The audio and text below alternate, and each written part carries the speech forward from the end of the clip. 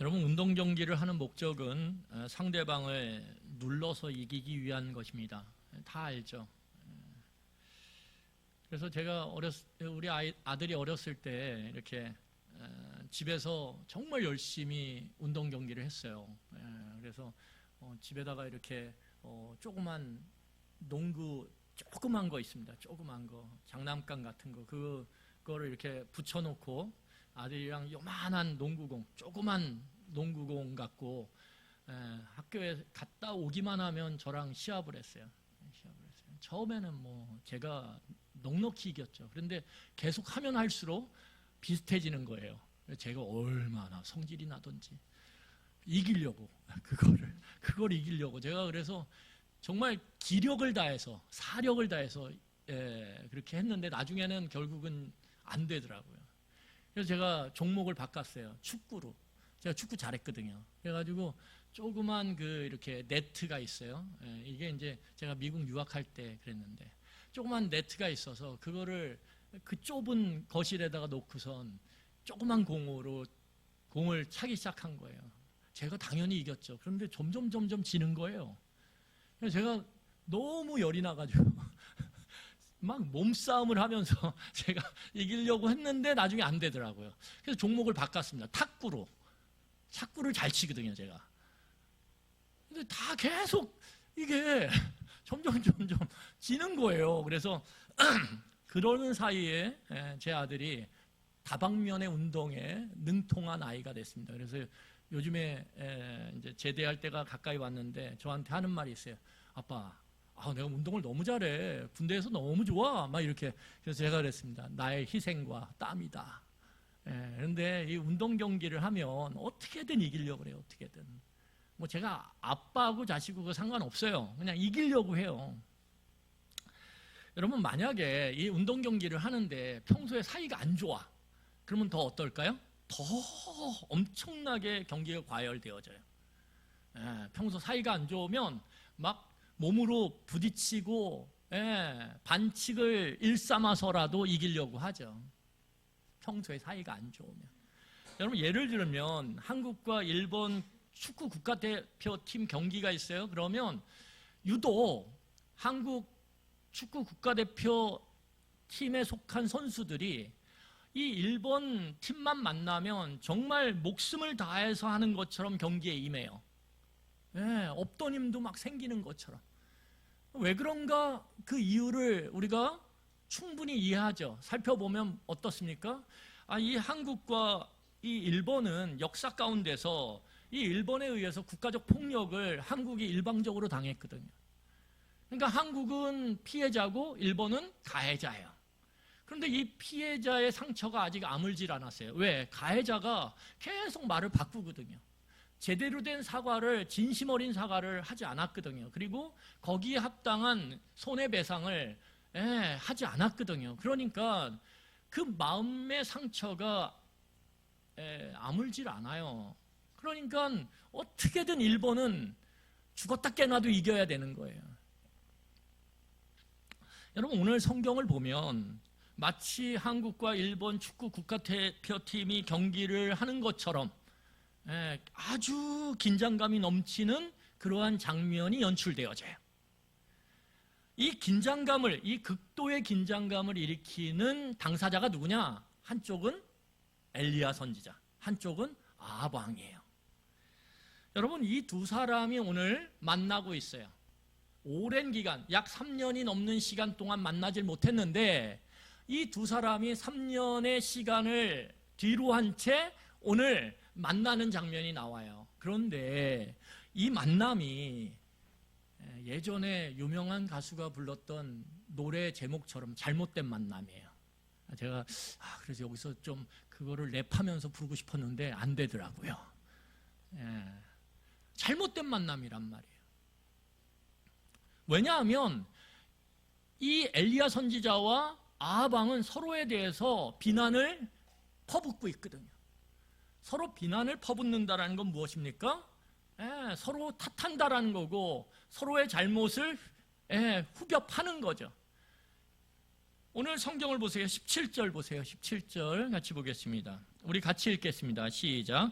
엘리야를 볼 때 아합이 그에게 이르되 이스라엘을 괴롭게 하는 자여 너냐? 아니 만났는데 첫 마디가 뭐냐면, 만났는데 여러분 딱 만났어요. 3년 만에 만났어요. 근데 첫 일성이 무엇입니까? 저 이스라엘을 괴롭게 만드는 저 나쁜 사람, 이렇게 말하는 거예요. 여러분, 아방이 볼 때 엘리야 선지자는 이스라엘을 괴롭히는 아주 나쁜 사람이에요. 왜냐하면 엘리야 선지자의 말 때문에 이 이스라엘 땅에 비가 내리지 않기 시작했어요. 그리고 그 가뭄이 지속되므로 굶어 죽는 기근이 3년 넘게 지속되고 있기 때문에 그래요. 그러니까 아방이 생각할 때는 저 엘리야 선지자의 말 때문에 지금 비가 이 땅에 내리지 않아서 수많은 북이스라엘의 백성들이 나를 포함해서 지금 가뭄과 기근 때문에 죽을 고생을 하고 있다는 거예요. 그러니까 이 아방의 입장에서 보면 엘리야는 죽여 마땅한 사람이죠. 지금의 이 불행한 사태를 초래한 원흉이죠, 원흉. 그런데 엘리야의 생각은 다르다라는 거예요. 엘리야는 자신의 그 입장에서 볼 때 지금의 이 가뭄과 기근으로 인해서 수많은 사람들이 고통 가운데 있는데 이것을 제공한 근본적인 원인 제공자가 누굽니까? 아합이라는 거예요. 엘리야 선지자가 볼 때는 아합이 이 모든 현재의 상황의 불행을 초래한 근본적인 원인 제공자라는 거예요. 자, 우리 18절을 보세요. 18절 같이 읽겠습니다. 시작. 그가 대답하되 내가 이스라엘을 괴롭게 한 것이 아니라 당신과 당신의 아버지의 집이 괴롭게 하였으니 이는 여호와의 명령을 버렸고 당신이 바알들을 따랐습니다. 오늘 아방의 그 말에 대해서 뭐라고 받아치냐면 이 지금의 불행한 사태의 근본적인 원인 제공자는 내가 아니라 당신이라고, 그리고 당신의 집안이라고. 당신의 집안과 당신이 하나님의 말씀을 버리고 하나님을 버리고 바알 우상과 아세라 우상을 섬기고 따랐기 때문에 지금 이 모든 일이 벌어진 거라고. 그러니 여러분 생각해 보세요. 서로 입장이 달라요. 다 누구예요? 남 탓이죠. 서로를 탓해요. 이 엄청난 차이. 그러면 갈등은 자연스러운 거죠. 여러분, 차이는 갈등을 만들어내요. 그렇지 않습니까? 그리고 그 갈등은 무엇을 만들어내냐면 분리를 만들어내요. 분리. 여러분, 사랑해서 결혼한 부부 사이도요, 차이를 극복하지 못하면, 차이를 해결하지 못하면 갈등이 지속되어져요. 갈등이 오래도록 지속되면 그 결혼관계 안에도 피로감이 깊어집니다. 그러면 어떻게 되냐 하면 점점 분리가 일어나요. 처음에는 말을 하지 않기 시작해요. 그리고 몸이 분리되기 시작해요. 그리고 마음이 분리되기 시작해요. 그거를 해결하지 않으면 어떻게 됩니까? 그 분리가 지속되고 고정됨으로 인해서 나중에는 서로 간에 폭력 사태가 일어나는 거예요. 말의 폭력, 몸의 폭력, 다양한 폭력 사태가 벌어짐으로 인해서 어떻게 됩니까? 관계는 깨지는 거예요. 오늘 우리가 지금 살펴봤던 것처럼 엘리야 선지자와 아방 사이에는 건널 수 없는 엄청난 차이가 존재했고 그들 둘 사이에는 어마어마한 갈등이 있다라는 거예요. 그리고 분리되어 있다라는 거예요. 이 분리됨은 결국 무엇을 가져오게 되냐면 폭력을 가져오게 되는 거예요. 그래서 이 만남이 위험한 만남이고 잘못된 만남이라는 거예요. 왜요? 어마어마한 폭력이 지금 예고되고 있기 때문에. 여러분, 오늘 엘리야가 이 모든 지금의 불행한 사태의 원인을 이 아합과 아방의 집안이 하나님을 버리고 우상을 섬겼기 때문이라고 이야기를 해요. 여러분, 우상이 뭘까요? 우상은 내 욕망과 욕심이 투영된 대상이에요. 이게 무슨 말이냐면 이 우상이라고 하는 것은 내 마음, 내가 원하는 것, 내가 바라는 것이 그 우상에게 담겨지는 것입니다. 그래서 어떻게 하냐면 이 우상이 내가 원하는 것들을 정당화해주고 그것들을 승인해주는 역할을 해요. 여러분, 사람은 누구에게나 지지를 받고 싶어 하거든요. 내가 가고 있는 이 길, 내가 선택한 이 선택에 대해서 누군가가 지지해주고 옳다라고 얘기해주고 선하다라고 인정해주길 바라거든요. 그런데 그 역할을 누가 하는 거냐? 우상이 하는 거예요. 우상이. 그래서 엄밀하게 우상을 섬기는 것 같죠. 아방이 바알을 섬기는 것 같고 아세라 우상 신상을 섬기는 것 같지만 결국은 누가 주인이에요? 아방이 주인이라는 거예요. 이 우상들은 단지 아합이 원하는 것을 정당화해주고 인정해주고 승인해주는 역할만 할 뿐이에요. 그런데 하나님은 다르다라는 거예요. 하나님은 내가 원하는 것들을, 내가 바라는 것들을 무조건 받아주고 인정해주는 분이 아니라는 게 문제인 거예요.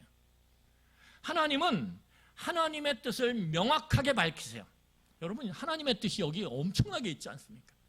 하나님의 뜻을 하나님은 정확하게 밝히고 그 하나님의 뜻을 통해서 내가 원하는 뜻, 내가 바라는 뜻을 제한하거나 아니면 교정하거나 바꾸거나 때로는 내 뜻을 아예 삭제시키기도 해요. 그리고 하나님의 뜻을 오로지 따르게 해요. 우리는 그것을 명확하게 볼 수 있는 게 겟세마네 동산에서 기도하는 예수 그리스도의 기도죠. 저희가 다음 주에 하늘의 뜻이 이루어진 것처럼 땅의 뜻이 이루어지리라 했을 때 그것을 명확하게 드러내는 게 예수 그리스도의 겟세마네 기도거든요.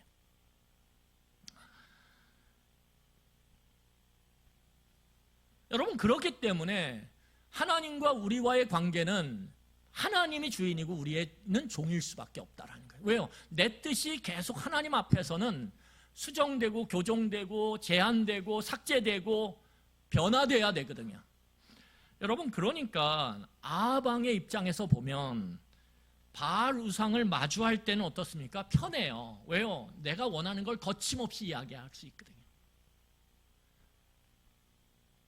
여러분, 다른 종교를 믿는 사람들이 불편한 거 보셨어요? 아, 나 절에 갔는데 불편해. 그런 거 없어요. 왜? 절에 가서 그분들이 칠성탑이라고 했어요. 이 절에는 대웅전이 있고 대웅전 앞에 칠성탑이라는 게 있습니다. 이 칠성탑을 돌아요. 이 칠성탑을, 탑이 있지 않습니까? 다, 그쵸? 예. 그 탑을 돌면서 뭐 하냐면 자기 소원을 아뢰는 거예요. 근데 그분들에게 자기의 원함과 자기의 바라는 것들을 일방적으로 그렇게 기도할 때 불편한 마음이 없어요. 왜요? 내가 주인이기 때문에. 내가 이 정도의 시주를 하고 내가 이 정도의 무언가를 바치면 내가 기도하고 내가 원하는 것을 요구하는 게 당연하다라는 거예요. 그런데 이 아방 입장에서 보면 하나님을 섬기고 따르는 게 너무 불편해요. 왜냐하면 계속 우리는 뭐예요? 점검해야 되거든요. 이게 하나님의 뜻과 맞나? 내 마음이 정말 하나님이 원하시는 길에 서 있는가?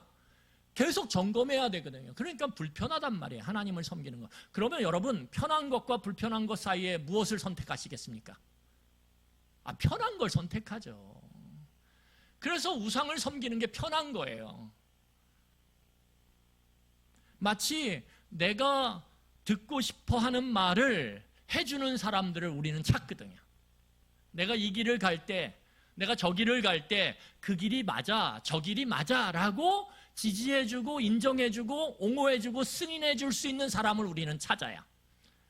그래서 여러분, 상담을 해도요, 내가 하는 것에 대해서 자꾸 토를 달거나 반대를 하거나 아니면 다른 길을 제시하거나 제안하거나 이런 상담을 받는 사람들이 좋아할까요? 싫어해요. 여러분, 그래서 아방이 이 바알과 아세라를 선택한 거예요. 왜요? 편하니까. 그런데 이 행동은 그냥 선택함으로 끝나는 행동이 아니라 그 선택에는 뭐가 따릅니까? 책임이 따르는 거예요. 책임이. 왜? 이 아합왕과 그 이스라엘 사람들은 다 하나님과 언약을 맺은 특별한 관계거든요. 여러분, 우리가 살아가면서 우리를 세상 사람들과 똑같이 대등한 입장에서 바라보고 판단하고 생각하면 안 돼요. 우리는 아주 특별한 사람들이에요. 왜요? 예수 그리스도를 통해서 하나님과 특별한 관계가 맺어졌거든요. 이것을 새로운 언약, 새로운 약속이라고 이야기해요. 새로운 약속이 하나님과 맺어진 존재란 말이에요. 그렇기 때문에 하나님께서는 우리를 특별하게 돌보세요. 내 자녀니까. 여러분, 내 옆집 아이와 내 자녀와 어떻게 대등하고 공평하게 대할 수 있어요? 그렇게 못 돼요. 오늘 하나님과 맺은 이 언약을 어긴 이 아합 왕과 북이스라엘에 대해서 하나님은 그 언약을 파기시켰을 때에 하나님이 예고하신 그 저주가 있어요. 그게 뭐냐면 1차적 저주가 가뭄과 기근이에요. 하나님과의 언약 관계를 파기할 때 나는 열심히 사는데, 나는 열심히 애쓰는데 예전처럼, 그런데 점점 내 삶이 점점 쪼그라들고 뭔가 내가 애쓰고 땀 흘려서 수고해도 소출이 예전만 못해요. 왜 그럴까요? 하나님의 특별한 다루심이 작동하기 시작한 거예요. 작동하기 시작한 거예요. 여러분, 이걸 기억해야 돼요. 그러니까 이 아합 왕과 엘리야 선지자의 만남은 잘못된 만남이고 매우 위험한 만남이라는 거예요. 여러분, 엘리야 선지자는 이 만남을 통해서, 이 위험한 만남을 통해서 아합 왕에게 한 가지 제안을 합니다. 그 제안이 뭐냐면 19절에 나와요. 19절 보세요. 제가 읽겠습니다.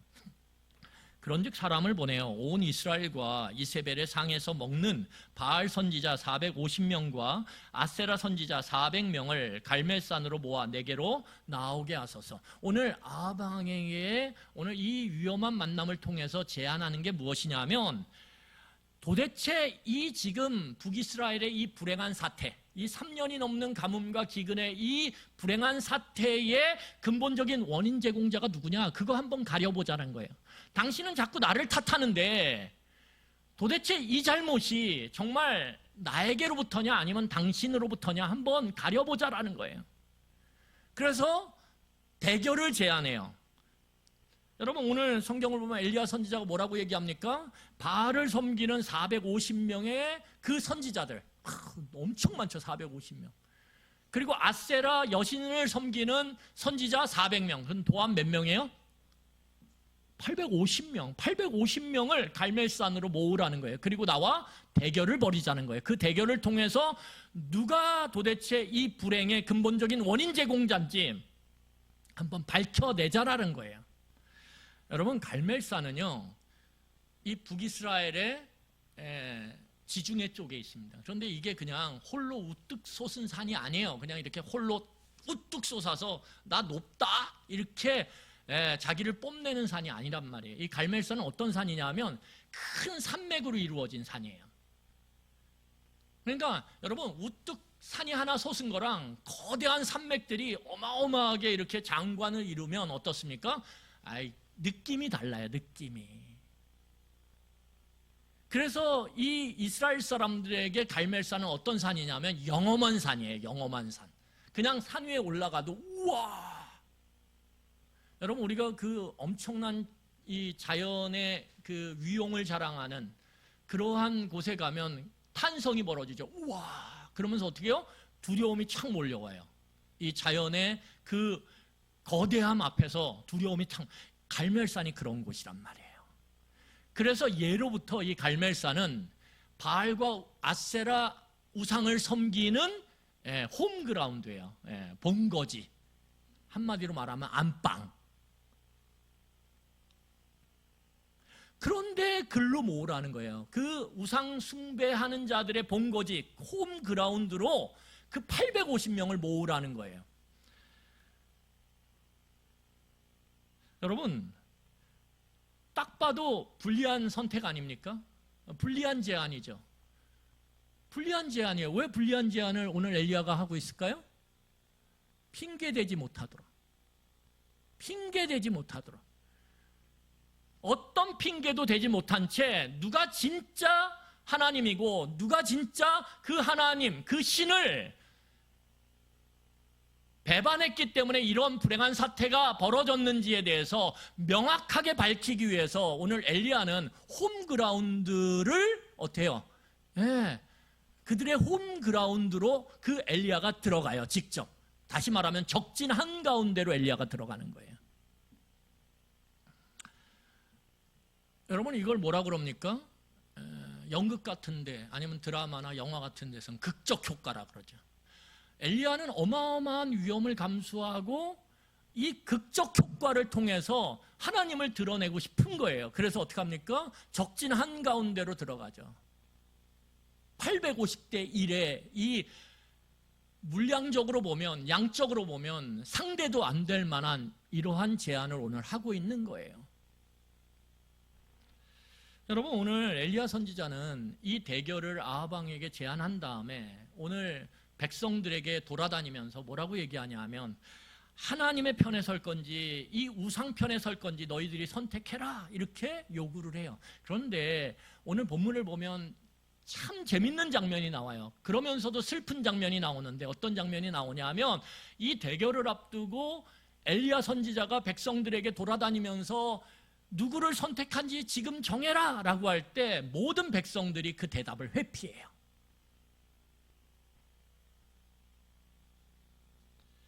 여러분 왜 이스라엘 백성들이 회피할까요?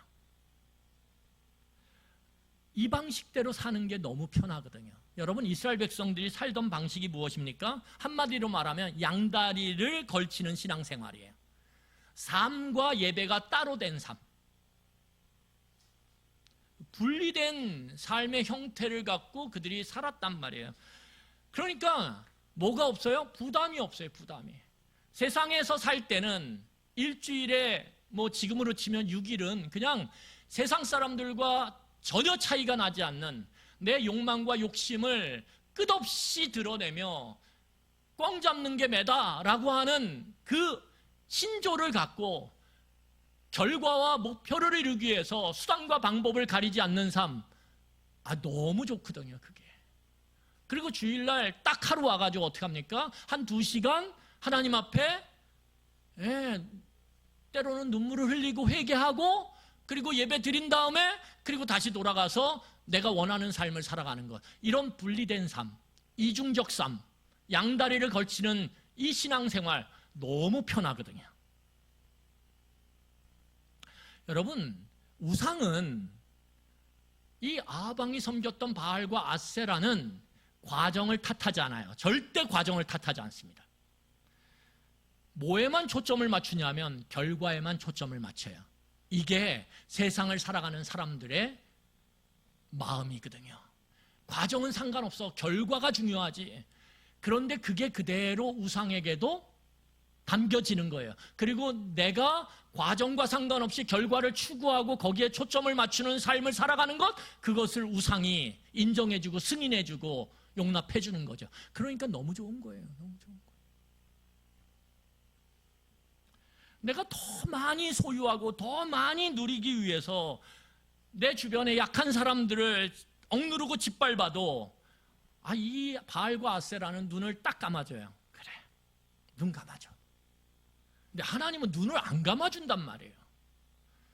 여러분 이 바알과 아세라는 불법을 행해도요 어떻습니까? 면죄부를 부여해요.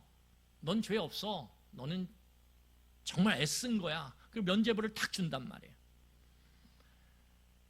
여러분 바알과 아세라는 삶의 과정을 점검하는 역할을 하는 양심을 어떻게 합니까? 자유케 만들어요. 양심에게 자유를 줘요. 양심이 찔리는 것들에 대해서 너무 예민하게 굴지 마.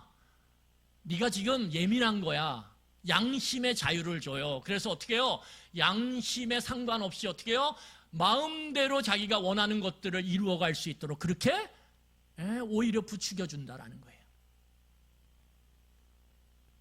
그래서 그런 삶을 살아가는 사람을 향해서 하나님이 뭐라 그러십니까? 양심의 화인을 맞았다라고 얘기해요. 양심이 굳어서 어떻게 해요? 다 없어져 버린 거예요. 양심이 제 역할을 못하는 거죠. 여러분 과정은 중요하지 않아요. 결과만 얻으면 모든 걸 선하다라고 인정해 주는 거예요. 그러니까 여러분 이 바알과 아세라를 섬기는 게 얼마나 편하네요. 얼마나 안락해요. 좋잖아요. 그런데 하나님은 달라요. 하나님은 과정을 너무 면밀하게 보세요. 그리고 과정을 점검해 자꾸. 과정의 부분을 점검하고 그것들을 수정하도록 하나님은 계속 우리의 양심을 자극한단 말이에요. 양심이 깨어서 긴장하도록 계속 만드세요. 하나님은 성령 하나님을 통해서 우리의 양심을 계속 살아 숨쉬게 한단 말이에요. 하나님, 내가 이 일에 있어서는, 이 관계에 있어서는, 이 문제에 있어서는 제가 제 양심을 잠깐 꺼놓을게요. 제 양심의 박동을 잠깐 멈춰 놓을게요. 하나님 이해하시죠? 그런데 하나님은 계속 어떻게 하냐면 내가 양심을 잠깐 꺼놓으면 계속 어떻게 하냐면 양심을 계속 눌러요. 힘들어. 그래서 하나님은 끊임없이 이 과정에 대해서 하나님의 말씀을 계속적으로 주세요. 계속적으로 말씀을 주세요. 그리고 그 말씀으로 우리를 자꾸만 흔드세요. 그 말씀이 자꾸 기억나게 하세요. 그러니까 하나님을 믿고 따르는 게 불편하죠. 힘들어요. 내가 좀 옆 사람에게 내가 좀 정말 원하는 거 좀 하려고 좀 이렇게 좀 거짓말을 할 수도 있고 내가 좀 더 가지려고 힘을 발휘할 수도 있는데 그런데 그게 자꾸 찔려. 하나님 너무 불편해. 너무 불편해.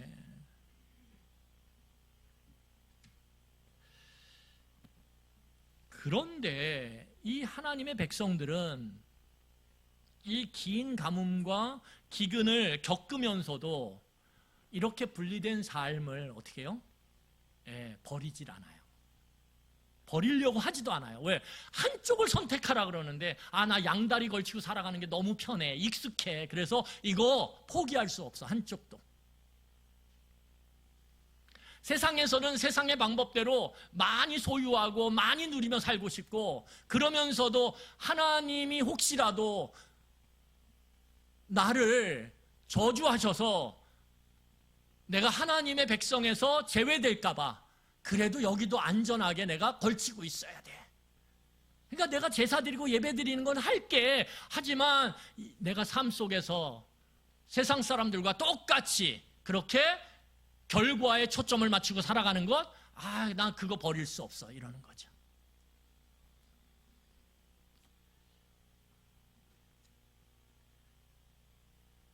여러분, 익숙한 삶은요, 포기하기가 어려워요. 그런데 그 익숙한 삶이 너무 편안하고 너무 안락해요? 그러면 절대 버리지 못합니다. 왜요?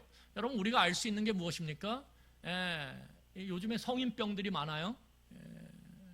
40대, 50대가 되면 다양한 성인병, 고혈압, 당뇨, 혈관계통에 고지혈증, 다양한 이 병들이 찾아와요. 그리고 그것이 굉장히 위험해요. 왜요? 이 혈관과 관련된 건 심장과 직결되거든요. 그럼 한순간에 생명이 끊어질 수 있어요. 그걸 경고받아야 의사에게. 그럼에도 불구하고 여러분, 그 병이 내게 찾아왔음을 알매도 불구하고 삶의 습관을 한쪽은 버리고 한쪽을 선택하는 것 쉬워요? 어려워요? 절대 어려워요. 절대 어려워요. 잘하지 못합니다. 그렇게.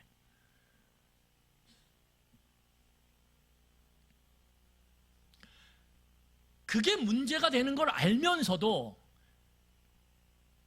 당장의 손해를 감수할 수가 없어요. 왜? 한쪽을 포기하면 당장의 손해를 감수해야 되거든요. 내 병이 나를 지금 서서히 죽여가고 있는 걸 알면서도 어떻게 해요? 당장의 내 익숙한 습관, 그것을 한쪽을 포기할 수가 없어요. 왜요? 그러면 너무 달콤한 것들을 잃어버리거든요. 그러니까 이스라엘 백성들은 오늘 엘리야 앞에서 그 가뭄과 기근을 경험했음에도 불구하고 한쪽을 선택하라고 하는 삶을 거부하고 회피한 채 나는 스파이의 삶을 살아가겠다, 이중 삶을 살아가겠다, 첩자의 삶을 살아가겠다, 이렇게 그들이 말하고 있는 거예요. 여러분, 오늘 엘리야 선지자는 그렇게 선택을 회피하는 이스라엘 백성들을 향해서 이 대결을 통해서 진짜 신과 가짜 신을 구별하고 이 불행이 누구로부터 시작됐는지 그 원인을 밝혀내겠다라고 오늘 제안해요. 자, 우리 23절과 24절 보세요. 그런즉 송아지 둘을 우리에게 가져오게 하고 그들은 송아지 한 마리를 택하여 각을 떠서 나무 위에 놓고 불은 붙이지 말며 또 나도 송아지 한 마리를 잡아 나무 위에 놓고 불은 붙이지 않고 너희는 너희의 신의 이름을 부르라. 나는 여호와의 이름을 부르리니 이에 불로 응답하는 신 그가 하나님이니라. 백성이 다 대답하되 그 말이 옳도다 하니라. 여러분, 오늘 엘리야가 선택을 주저하는 이스라엘 백성들 앞에서 참신을 증명하기 위해서 뭐라고 얘기하냐면, 자, 신 존재를 증명할 텐데 어느 게 진짜 신이고 가짜 신인지를 이제 니네들 앞에서 증명할 텐데 방법은 뭐냐? 우상을 섬기는 850명의 선지자들이 송아지 한 마리를 가져와서 각을 뜨고, 나도 송아지 한 마리를 가져와서 각을 뜬 다음에 제단 위에 각각 놓고, 그리고 어떻게 합니까? 자기 신의 이름을 부르면서 그렇게 기도할 때 그 제단 위의 제물에 불이 내려와서 그 제물을 태우면 그 신이 진짜 신이다. 그렇게 하자 백성들이 옳다고, 그거 맞다고, 내가 그렇게 하면 선택하겠다고 이렇게 말하고 있는 거예요. 여러분, 고대 사회에서는 그 신의 임재를 뭘로 표현하냐면 불과 연기로 표현해요. 그러니까 이렇게 사람들이 생각했단 말이에요. 아, 불과 연기가 나면 당연히 불이 임하면 연기가 나겠죠? 그럼 뭐예요? 이게 신이 임재한 거구나, 이렇게 생각했단 말이에요. 그래서 하나님도 그들의 생각의 방식에 맞춰주세요. 하나님 그렇게 맞춰주시는 분이에요. 그래서 어떻게 합니까? 예를 들면 시내산에서 이 모세를 통해서 이스라엘 백성들, 출애굽한 이스라엘 백성들이 시내산에서 처음 하나님을 만나게 될 때, 대면할 때 그 시내산 꼭대기에 연기와 어두움이 임하죠. 불이 임하죠. 그게 뭐예요? 하나님이 보여주시는 거예요. 니네들이 알고 있는 그 신 존재의 그 증상을 내가 보임으로 하나님이 여기에 임재했다라는 걸 내가 너희들에게 보여줄게. 그렇게 보여주시는 거죠. 여러분, 그런데 오늘 우리가 살펴봤던 것처럼 이 제안이 엘리야에게 지극히 불리한 제안이에요. 왜요? 제가 갈멜산이 뭐라 그랬습니까? 이 우상 숭배자들의 안방, 홈그라운드. 그리고 숫자가 몇 대 몇이에요? 850대 1. 여러분, 절대적으로 불리하죠. 절대적으로 불리하죠. 그런데 이 절대적 불리함을 뚫고 하나님이 살아계심을 증명해낼 때 그 극적 효과가 어마어마하다라는 거예요. 그러니까 이 엘리야는 물론 하나님의 말씀에 따라서 이 일을 하고 있지만 굉장히 연출가로서는 탁월한 연출가예요. 여러분, 오늘 28절을 보세요. 우리 28절 같이 읽겠습니다. 같이 읽겠습니다. 시작. 이에 그들이 큰 소리로 부르고 그들의 규례를 따라 피가 흐르기까지 칼과 창으로 그들의 몸을 상하게 하더라. 여러분, 오늘 850명의 바알과 아세라를 섬기는 선지자들이 그들의 신의 이름을 부르면서 절규를 하며 부르짖어요. 여러분, 850명이 미친 듯이 자기 신의 이름을 부른다. 생각해 보세요. 얼마나 그 소리가 컸을지. 얼마나 그 소리가 압도적이었을지. 아마 그 주변에서 그 장면을 보고 있는 이스라엘 백성들이 그 모습에 압도되었을 거예요. 와, 대단하다. 야, 저 울부짖는 소리 봐.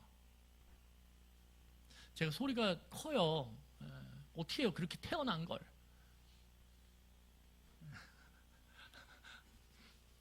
그래서 주변에서 소리가 크다고. 그래서 저도 자꾸 의식하고 작게 하려고 그러는데 하다 보면 또 의식이 안 돼가지고 커져요. 제가 소리를 내면 엄청 큽니다. 지금 이렇게 자제를 엄청 하고 있는 거예요, 여러분. 그런데 저 같은 사람이 850명이 모여서 소리친다. 와, 깜짝 놀랄 일이죠. 어쩌면 그 소리에 압도되어서 두려움이 찾아올 수도 있어요. 아마 이 장면을 지켜보고 있는 이스라엘 백성들은 그 어마어마한 우레 같은 소리에 압도되어서 두려움마저 들었을 거예요. 와. 그런데 오늘 성경을 보면 큰 소리로 자신의 신의 이름을 부를 뿐만 아니라 이 우상을 섬기는 선지자들은 이 매뉴얼이 있어요. 신을 부르는 매뉴얼. 이걸 규례라고 얘기하는데 매뉴얼이 있어가지고, 자, 신을 우리가 부르기 위해서는 1번부터 100번까지 어떤 단계로 어떤 식으로 불러야 되는지에 대한 모든 매뉴얼을 다 갖고 있어요. 그러니까 매뉴얼에 따라서 쫙 그들이 행하기 시작하는데 어떠냐 하면 화려해요. 화려해요. 굉장히 다채로워요. 굉장히 압도적이고 두려움을 느낄 만큼의 박진감이 넘쳐요. 여러분, 그래서 이 거짓 신들을 부르는 그 장면을 보면 어떻습니까? 화려하고 다채롭고 박진감이 넘쳐요. 예배처럼 이렇게 무미건조하지 않아요. 여러분, 진짜 무당구 타는 데 가보세요. 얼마 전에 영화가 개봉됐었죠. 파묘라고. 그 장면을 보면요, 엄청 화려합니다. 오색으로 모든 것들을 꾸며가지고 어떻게 합니까? 거기서 막 깽거리를 울리고 징을 울리고 방울을 울리고 막 얼마나 화려한 퍼포먼스가 있는지 몰라요. 거기서 막 제가 말할 수는 없지만 막 짐승에 막 목을 따서 피가 팍 튀기게 하고, 여러분 이거 유명한 장면 있잖아요. 파묘에서 얼굴에 이렇게 제가 만약에 여기서 여러분 이렇게 쫙 하면 여러분들 기절해서 도망칠 거예요.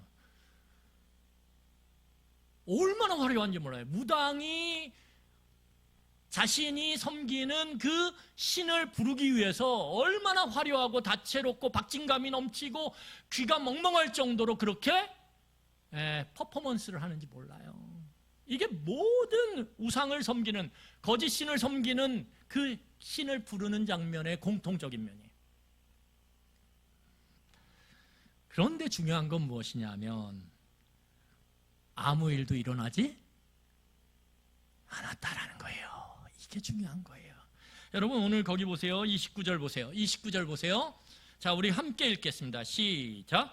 이같이 하여 정오가 지났고 그들이 미친 듯이 떠들어 저녁 소재 드릴 때까지 이르렀으나 아무 소리도 없고 응답하는 자나 돌아보는 자가 아무도 없더라. 아무 일도 일어나지 않아요. 느낌은 굿, 느낌은 너무 좋아요. 여러분, 미친 듯이 찬양하고 막 별양 퍼포먼스를 다 하고 여기서 막 춤을 추고 온갖 난리를 피워요. 느낌은 좋아요. 뭔가 된 것 같아요. 뭔가 하나님이 우리 가운데 있는 것 같아요. 신이 우리에게 임한 것 같아요. 그래서 점점 교회들도 화려함을 추구해요. 다채로움을 추구하고요. 박진감을 추구해요. 압도적인 걸 추구해요. 거기에만 들어가면 수많은 사람들 사이에 내가 있다라는 거, 그 사람들이 그 큰 우레와 같은 소리로 외치고 기도하고 찬양하고, 그리고 화려한 그 잘 훈련된 연주가들이 귀가 멍멍할 정도로 그 음악을 틀고 연주하고 노래하고, 그러면 그 가운데 있을 때 뭔가 되는 것 같아요. 느낌은 굿. 그런데 삶으로 돌아오면 변화가 있어요, 없어요? 없어요. 그래서 더 공허함이 커지는 거예요. 그 장소에 있을 때는 너무 기분 좋았는데 실제 삶의 변화는 없다라는 거예요. 여러분, 오늘 우리가 읽었던 그 본문의 내용을 보면 이미 이 엘리야 선지자가 그 모든 걸 간파하고 있었어요. 야, 니네들이 이렇게 압도적이고 어마어마한 소리를 내면서 마치 모든 것이 바뀔 것처럼, 변화가 일어날 것처럼, 저 제단 위에 제물이 태워질 것처럼 그렇게 하지만 이미 꿰뚫어 보고 있죠. 아무 일도 일어나지 않는다라는 걸, 변화는 없다라는 걸. 여러분, 무당구슬을 하고 그렇게 난리를 쳐도요, 변화가 있습니까? 삶의 변화? 없어요. 우린 그걸 보고 있거든요, 주변에서. 그러니까 오늘 이 엘리야 선지자가 뭐라 그러냐 하면, 이 대결을 제안하면서 너네들 제단 위에다 송아지를 각떠서 제물로 놓은 다음에 절대 불 붙이지 마, 이렇게 얘기해요. 뭐 하지 말라고요? 뭐 하지 말라고요? 불 붙이지 마. 나도 불 안 붙일 거야. 이게 뭐냐 하면 무슨 말이에요? 조작하지 말라라는 거예요. 조작하지 마. 여러분, 우상 종교는요, 조작을 해요. 조작을 해요. 여러분, 기독교가 다 기독교일까요? 아니요. 우리가 보아왔고 알고 있는 많은 모습 속에서 마치 뭔가 놀라운 변화가 있는 것처럼 조작을 하는 예는 수도 없어요. 그런데 오늘 엘리야 선지자가 뭐라 그러냐면 불 붙이지 마, 조작하지 마. 정말 변화가 일어나는지 보자라는 거예요. 느낌이 아니라. 여러분, 오늘 이 대결은요, 잘못된 만남이고 그래서 위험한 만남이에요. 그래서 그 위험이 어느 정도냐면 생명을 내걸 만큼 위험한 대결이란 말이에요. 우리가 이제 금요일 날 살펴보겠지만 목숨을 건 대결이란 말이에요. 그러면 여러분, 우리는 여기서 한 가지 질문을 던져야 돼요. 왜 이렇게 위험한 대결을 홀로 그 적진 한가운데로 찾아와서 850명을 상대로 그 절대 권력을 갖고 있는 아방 앞에서 왜 이 무모한 듯이 보이는 이 대결을 제안하고 이 대결을 행하냐 이거죠. 이 엘리야 선지자가 미치지 않고서야, 바보가 아닌 이상해야, 멍청하지 않는 이상해야 왜 이 대결을 제안하냐 이거죠. 여러분, 왜 그렇습니까? 이 엘리야 선지자에게는 사명이 있거든요. 하나님께서 엘리야 선지자를 선지자로 부르실 때 그 부르심에 뭘 주셨냐면 사명을 주셨어요. 여러분, 부르심이라는 건 무엇입니까? 사명이에요. 어렸을 때 엄마가 아이를 부르죠. 그러면 그 부름에는 뭐가 있어요? 사명이 있어요. 그래서 애들이 싫어하는 거예요. 엄마가 부르면. 여러분, 어머니가 부를 때 좋아했던 분 계세요? 아, 싫어요. 엄마가 꼭 부르면 사명이 주어져. 얘야! 그러고서 뭐라 그래요? 공부해! 이러죠. 얘야! 그러고서 뭐라 그래요? 밥 먹어! 얘야! 그러고서 뭐예요? 심부름해! 얘야! 씻어! 항상 부름에는 뭐가 있어요? 사명이 있다라는 거예요. 하나님의 부르심에는 뭐가 있습니까? 하나님의 무게만큼, 하나님의 가치만큼의 사명이 담겨지는 거예요. 하나님이 엘리야를 부르셨을 때 맡겨진 사명이 무엇입니까? 세상 한가운데서 살아계신 하나님을 드러내라는 거예요. 이게 사명이에요. 이게 사명. 너는 어떤 사명을 갖고 있느냐? 나를 세상 속에서 드러내는 거야. 여러분, 하나님을 드러내는 거요? 너무 힘들어요. 너무 때로는 외로워요. 믿지 않는 남편, 믿지 않는 가족 사이에서 믿음을 드러내고 하나님을 드러내는 거요? 때로는 미쳤다라는 소리 들을 수도 있고요. 때로는 멍청하다는 얘기 들을 수도 있어요. 그만큼 외롭고 힘들고 어려운 일이에요. 마치 엘리야가 이 적진 한복판 홈그라운드 갈멜산에서 850명을 상대하는 것처럼, 절대 권력을 갖고 있는 아하방을 상대하는 것처럼 너무 외롭고 힘들고 위험한 일이에요. 그런데 하나님은 우리를 예수 그리스도의 이름으로 부르셨을 때 이미 그 부르심에 사명을 주셨다라는 거예요. 그것이 무엇이냐면 네가 있는 그곳에서 나를 입증하라고, 살아계신 하나님을 드러내라고. 그것이 우리에게 주어진 사명이라는 거예요. 말씀을 정리하겠습니다. 여러분, 오늘 한 가지 더 살펴볼 게 뭐냐 하면 이 엘리야 선지자가 850명의 우상 선지자들에게 뭐라고 얘기해요? 니네들이 먼저 부르짖고 너의 신이 불을 임하게 해, 이렇게 제안해요. 여러분, 이게 얼마나 대단한 일이냐면, 얼마나 엘리야가 확신을 갖고 있는 일이냐면, 여러분, 만약에 먼저 제안을 했어요? 그런데 그들이 조작을 하든 뭘 하든 만약에 불이 임했다고 쳐요. 제단 위에 제물을 태웠다고 쳐요. 그러면 백성들은 그 다음번에 엘리야에게 기회를 줄까요, 안 줄까요? 안 줘요. 그럼 그렇지, 끝. 그런데 그 기회를 오늘 엘리야가 기꺼이 양보하고 있어요. 왜요? 엘리야의 믿음이에요. 엘리야의 믿음. 사르밧 과부의 집에서 3년 동안 머물면서 하나님께서 공급하심을 통해서 매일매일 믿음을 키워주셨거든요. 여러분, 제가 여러분들에게 좋은 얘기할 수 있어요. 희망 섞인 얘기할 수 있어요.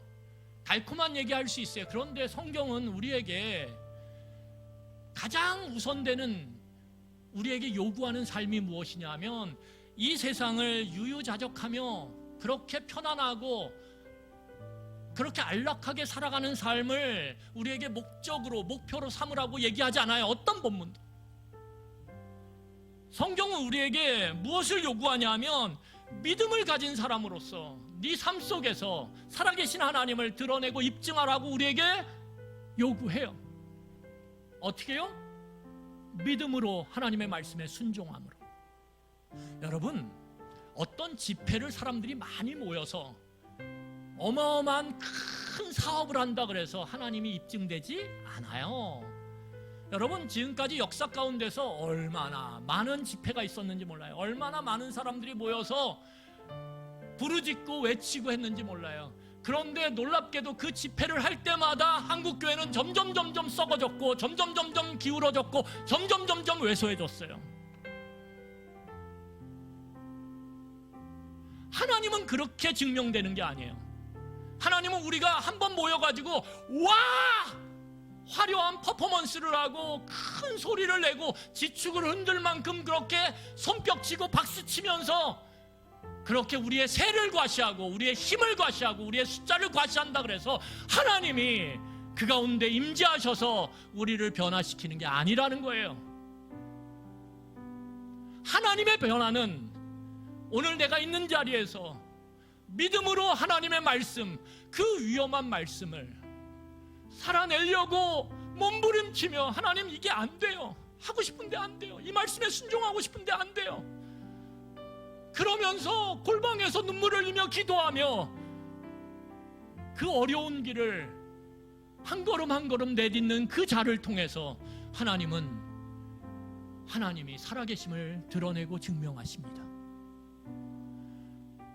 여러분, 그 위험한 일을 했던 그 한 사람이 1517년에 그 95개의 반박문, 그 중세에 타락한 기독교를 향해 무엇이 잘못됐는지를 95개나 그렇게 써서 성당 문 앞에 붙여서 모든 사람들이 보도록 목숨을 건 위험한 행동이죠. 그런데 그게 무엇입니까? 로마서 말씀을 통해서 하나님의 말씀을 깨달음으로 하나님의 뜻이 무엇인지 깨닫게 됐을 때 마틴 루터가 했던 그 작은 몸짓이에요. 사람을 모아서 우리 뭐하자 그게 아니라 내가 있는 자리에서 그 위험한 말씀에 순종하는 발걸음을 옮겼다라는 거예요. 그것이 변화를 일으키는 거예요. 내 삶의 변화를 일으키는 거예요. 우리의 삶의 큰 날개짓으로 변화를 일으켜가는 거예요.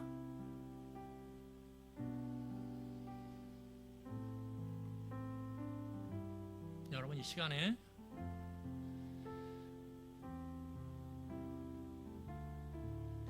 우리가 지금 이 시점에서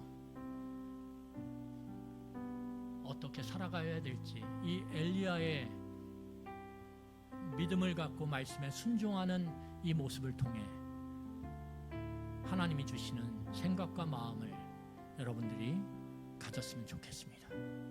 진정한 변화는 내가 있는 자리에서 믿음으로 하나님의 말씀에 순종할 때, 그럴 때 하나님은 일하시고 역사하시는 거예요.